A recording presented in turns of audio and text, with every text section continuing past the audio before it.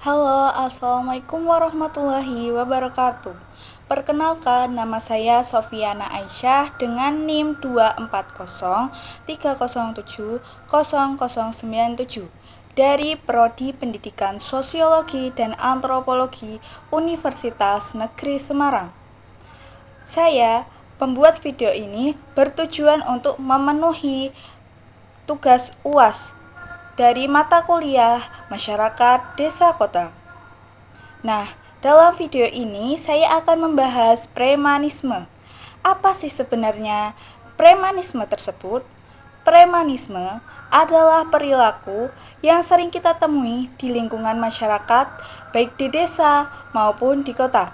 Perilaku ini biasanya dilakukan oleh orang atau kelompok yang menggunakan cara kasar seperti ancaman, kekerasan, ataupun pemaksaan untuk mendapatkan suatu keuntungan. Contoh yang sering terjadi pada sehari-hari adalah pemalakan, pemerasan, atau meminta uang secara paksa sehingga membuat orang lain merasa takut ataupun tidak nyaman. Ciri utama dari premanisme terlihat dari penggunaan kekerasan dan intimidasi.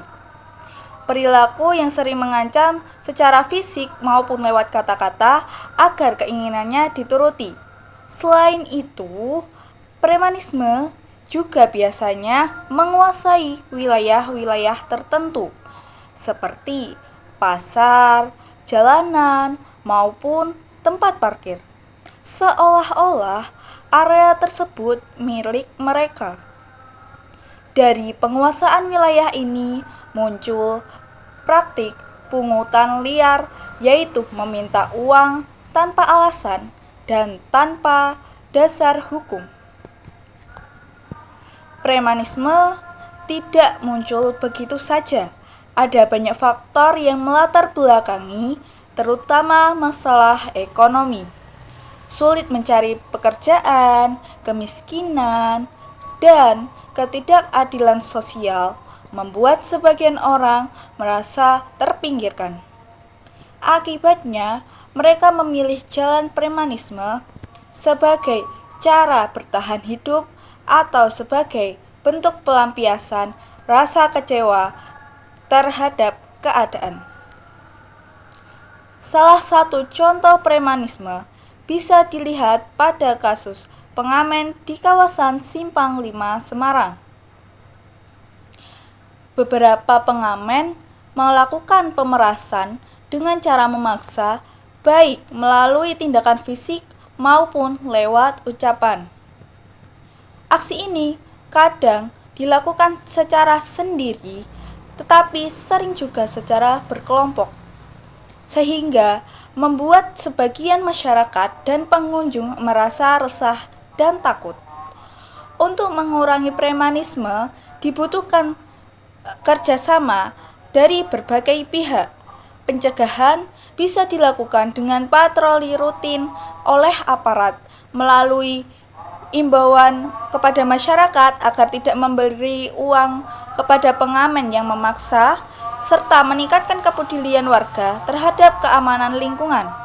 Jika premanisme terjadi, maka perlu tindakan tegas berupa penertiban, pembinaan, dan penegakan hukum agar pelaku jera dan masyarakat bisa hidup dengan lebih aman dan tenang.